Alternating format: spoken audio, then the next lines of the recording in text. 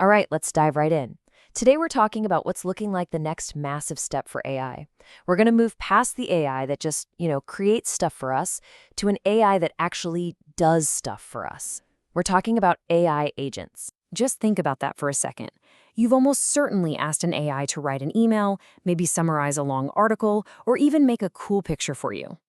But what if you could just give it a goal and it would then figure out all the steps and actually take the actions to get it done?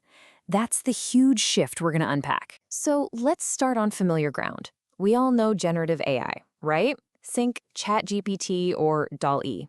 They are amazing creators. You give them a prompt and they spit out something new.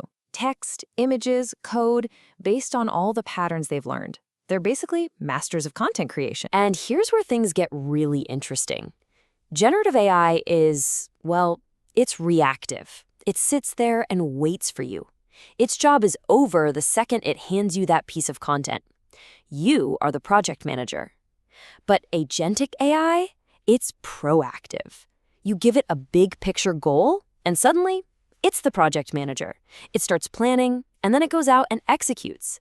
This is the whole creator versus doer thing, and it's a game changer. Okay, so let's pull back the curtain. How in the world does an AI agent take a simple goal and turn it into a bunch of finished tasks? What's actually going on under the hood? At its core, an AI agent is an autonomous system. And the real key words to zero in on here are autonomous, plans, and uses tools. See, unlike a simple chatbot, an agent can look at what's going on, it can reason about what it needs to do next, and then, this is the big part, it can use other tools like a web browser or an app to actually get things done. The whole thing works in this constant loop. It all kicks off with your goal. From there, the planner, which is kind of like the agent's brain, starts breaking that goal down into smaller chunks.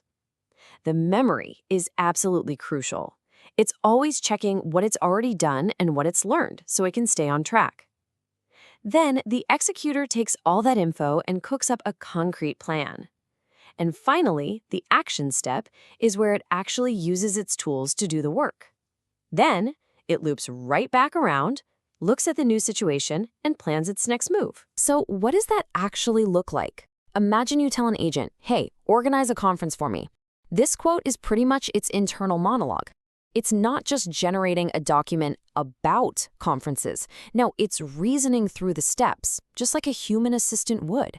It's breaking down a really complex job into a logical to-do list. And this isn't just theory or some sci-fi movie plot. So let's move from the playbook to what's happening in the real world. Where are these AI agents actually starting to show up? You might already be using some of these and not even think of them this way. Microsoft's Copilot, when it analyzes your spreadsheet just from you asking a plain English question, that's an agent at work. Tools like Hyperwrite are acting as personal assistants, and, well, GitHub Copilot is totally changing the game for software developers.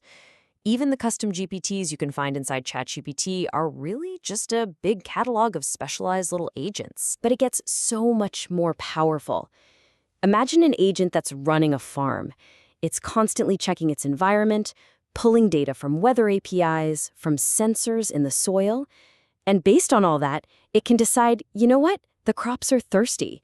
And then it takes a physical action. It turns on the sprinkler system. That's an agent literally interacting with the real world. And you can scale this up like crazy. Think about a disaster, like an earthquake. You could deploy a whole team of agents. One is just scanning satellite photos for damage. Another is scanning Twitter and Facebook for calls for help.